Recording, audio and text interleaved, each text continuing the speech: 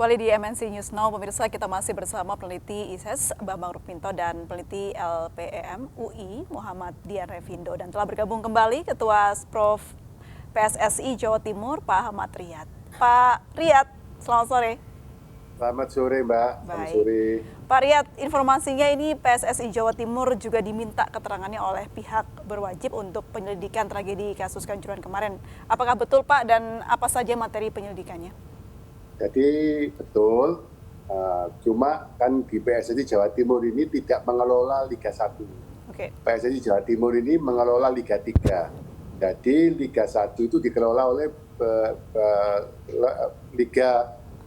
PT Liga Indonesia, LIB, Liga Indonesia Baru. Oke. Tapi apapun tetap minta keterangan sepanjang prosedur di bidang pengamanan, prosedur di bidang panpel, prosedur di bidang kompetisi kita beri keterangan semaksimal mungkin kemarin supaya terang perkaranya ini. Baik, kalau siapa yang bertanggung jawab dalam suatu pertandingan, semuanya ada kemarin itu. Oke, Pak Riyad, sebagai yang mempunyai wilayah dan tahu bagaimana sifat supporter di Jawa Timur begitu, seharusnya seperti apa sih penyelenggaraan yang aman? Jadi kita ini alhamdulillah Pak Kapolri kan responsif. Jajaran Polri responsif. Hari Minggu jam 1 itu sudah pada mendarat di Malang semuanya.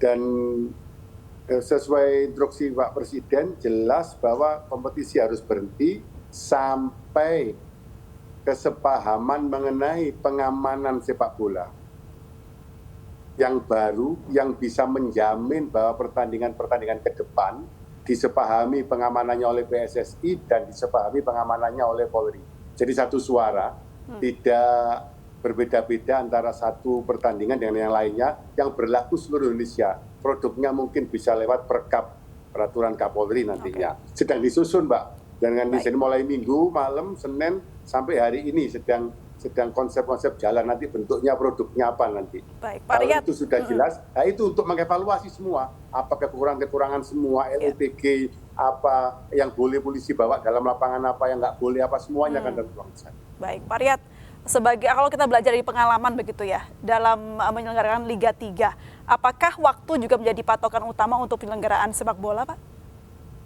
Ini, waktu itu kalau di Liga 1, waktu itu sudah ditentukan sudah berapa bulan yang lalu, bukan hari ini. Dan waktu itu sudah disesuaikan dengan Kaba Intelkam biasanya. Oleh Intelkam dianalisa, lalu diserahkan pada daerah masing-masing untuk kalau daerah itu misalkan ada pilkada, ada kegiatan di daerah itu yang menonjol, biasanya minta pindah tempat atau pindah jam tayangnya. Seperti itu. Dan kalau pertandingan ini malam, bukan yang Malang ini bukan pertama Malang, sudah beberapa kali pertandingan malam nggak ada masalah. Seperti itu, apalagi pertandingan ini dinilai tanpa supporter luar, Mbak. Tidak ada Persibaya yang datang satupun di sini, nggak ada. Dan itu semuanya sudah bentuk antisipasi sebenarnya Pak ya, tidak ada supporter Persebaya di sana. Ya, itu sudah hal yang luar biasa, tanpa supporter yang datang itu pengamanannya lebih satu arah, istilahnya kita tetap ya kumpulan massa yang berkumpul itu pasti beresiko kalau tidak melaksanakan aturannya. Ini kan dimulai dari orang yang supporter yang salah masuk dalam lapangan, seperti itu. Sehingga steward dari Panpel tidak menghalau cepat, sehingga aparat keamanan datang. Harusnya itu tugasnya pengamanan yang dari Panpel untuk menghalau. Jadi ada pengamanan Panpel dulu, kalau pengamanannya itu dirasa tidak mampu baru memanggil polisi, seperti itu. Baik. Saya bawa ke Pak Bambang Rukminto. Ada tanggapan terkait kronologis yang diceritakan oleh Pak Riyad tadi? Benar yang disampaikan oleh Mas Riyad ya, terkait pengamanan sebuah event. Ini kan sama dengan sepak bola ini kan sudah menjadi sebuah industri. Makanya pengamanannya pun harus menggunakan SOP industri terkait dengan security industri. Polisi ini kan public security yang domainnya melakukan pengamanan publik, sangat jauh berbeda. Tahun 2007 itu sudah muncul perkap 24 tahun 2007 itu terkait dengan sistem manajemen pengamanan yang dikembangkan oleh Pak Awaludin Jamin ya. Tetapi kemudian Perkap itu dirubah menjadi Perkap 14 tahun 2020 yang semakin lebar, tidak fokus pada industri-industri masing-masing per bidang, karena masing-masing industri ini memiliki style yang sangat berbeda gitu. Industri perbankan, industri pariwisata sangat berbeda dengan industri olahraga misalnya seperti itu. Tapi kemudian oleh Kapolri dikembangkan lagi menjadi Perkap Pam Swakarsa yang sangat jauh berbeda dengan semangat untuk membangun security industri. Makanya kalau kemudian ini terjadi problem, insiden seperti ini, akhirnya yang disalahkan adalah kepolisian. Padahal tanggung jawab keamanan industri atau tanggung jawab keamanan sebuah event ini pada panitia pelaksana, panitia pelaksana yang mengendorse jasa security industri yang profesional gitu. Peran Polri itu membackup di ruang-ruang publik. Kalau sekarang ini kan semuanya diserahkan kepada kepolisian, diambil alih oleh kepolisian, makanya limpahan tanggung jawabnya kepada kepolisian, kepada siapa lagi, karena memang posisi pengamanan industri ini nyaris sangat lemah dan mungkin berarti teori yang disebutkan oleh Pak Arya tadi harusnya dari Panpel, baru kalau Panpel tidak bisa mengatasinya diberikan ke polisi, sudah betul berarti ya Pak? Betul. Hanya saja kan kita melihat bahwa pengamanan jasa pengamanan profesional terkait event ini kan kalau di sini kan sangat lemah gitu, nyaris hanya prasyarat saja. Dan tidak ada yang mengawasi juga begitu ya? Kepolisian. Baik. Dan juga tidak ada yang mengawasi juga bagaimana Panpel ini sudah bekerja dengan sebagaimana mestinya begitu.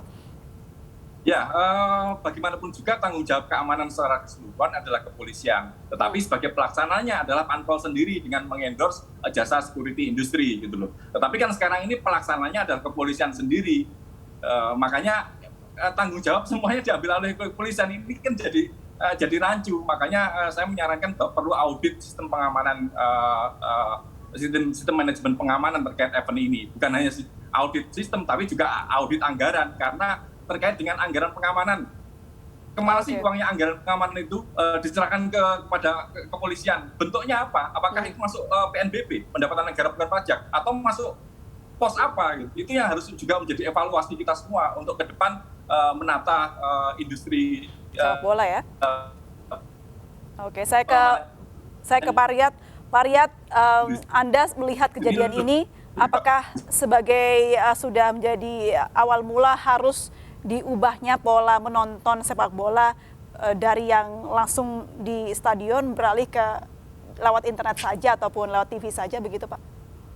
Saya kira terlalu jauh ke sana Mbak. Yang jelas dengan kejadian ini apapun materi apapun tidak mungkin bisa untuk menggantikan kerugian sekarang ini. Kerugian nyawa 133 lebih kalau salah mulai jam 2 malam kemarin itu tidak bisa digantikan dengan apa-apa. Tidak bisa dinilai maksud saya. Tapi semoga ini hikmah yang dipakai ini sudah Kapolri dengan PSSI sudah duduk bareng di ASOP, sudah membentuk tadi yang disampaikan Pak Bambang untuk kesepahaman bersama mengenai pengamanan yang terbaru. Dan ini di maraton, dikerjakan cepat agar liga ke depan tetap bisa jalan. Karena Pak Presiden menyampaikan kalau ini nggak selesai, maka liga nunggu sampai selesainya peraturan ini baru boleh berjalan. Itu menyangkut semuanya.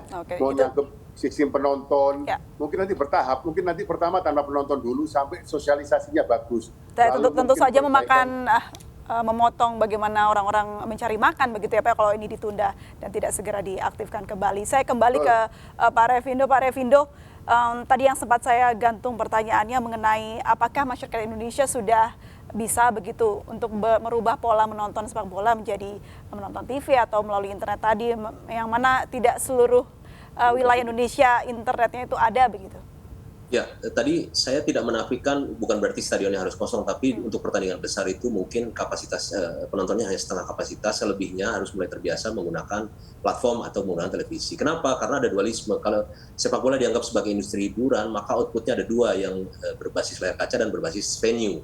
Yang berbasis layar kaca ini repotnya adalah maunya prime time kan gitu supaya nilainya tinggi, apalagi kita sekarang nilai hak siar liga kita masih sepertiga dari Liga Inggris. Berarti kan ingin ingin naik dari situ, tapi resikonya tinggi, kita nggak mau ada korban lagi. Oleh karena itu yang di stadion juga harus diperbaiki tadi, misalnya dengan tiketing yang lebih baik, tiketingnya harus betul-betul member dari fans club, kemudian terdata dan menggunakan aplikasi yang bisa mendata itu. Nah, apakah bisa ya? Tentu perlu waktu buktinya. Baik, Bapak-Bapak sekalian, kita jeda terlebih dahulu. Ini karena ada informasi. Terima kasih banyak sudah bergabung dan berbincang bersama kami. Salam sehat selalu. Selamat sore.